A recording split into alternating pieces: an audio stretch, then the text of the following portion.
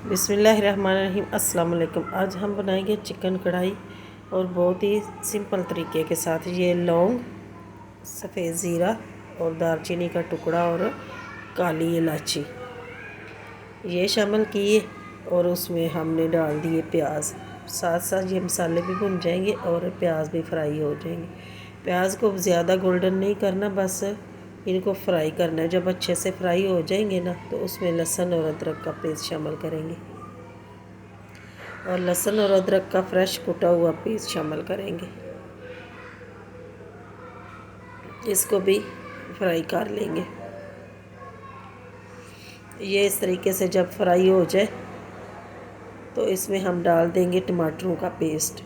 टमाटर में मैंने 2-3 हरी मिर्च ये भी शामिल किए और टमाटर को आप चाहे तो चॉप करके डाल लें, तो चाहे तो पेस्ट बना के डाल लें।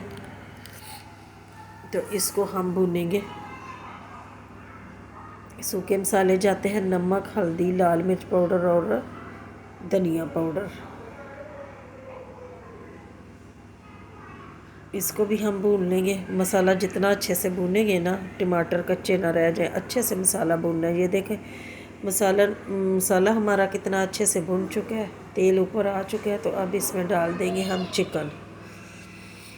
ये बहुत ही सिंपल तरीके से कढ़ाई बनती है और बनती भी बहुत ही मज़ेदार है। और अगर आपके पास टाइम कम है तो कम टाइम पे ये बनने वाली रेसिपी है। तो चिकन को भी भूनेंगे, इतना भूनेंगे कि चिकन का जो पानी है ना वो खुश्क हो जाए। अभी थोड़ा सा मैं इसमें आधा गिलास पानी, थोड़ा सा ही, क्योंकि चिकन भी अपना पानी छोड़ेगी, और सिर्फ थोड़ा सा इसमें आधा कप के करीब पानी डालूँगी।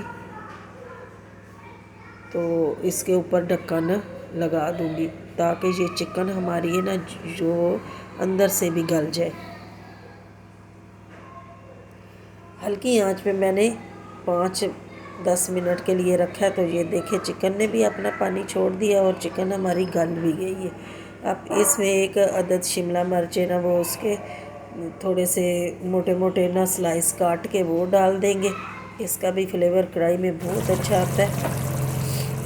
ये देखिए कढ़ाई हमारी तकरीबन रेडी है। अगर आप बिल्कुल सूखी कढ़ाई पसंद करते हैं, थोड़ा सा पानी सुखा लें, लेकिन यही ऊपर से हरी मिर्च डाल दें तो कढ़ाई हमारी बिल्कुल रेडी है। ये सालन हमारा बिल्कुल तैयार हो गया। ऊपर कटी हुई अदरक डाल दें। तो आप नान के साथ खाएं, रोटी के साथ खाएं, पराठे के साथ भी बहुत ही मज़ेदार और लाजवाब कढ़ी बन के तैयार हुई है। दुआ में याद रखना। अल्लाह हाफिज़।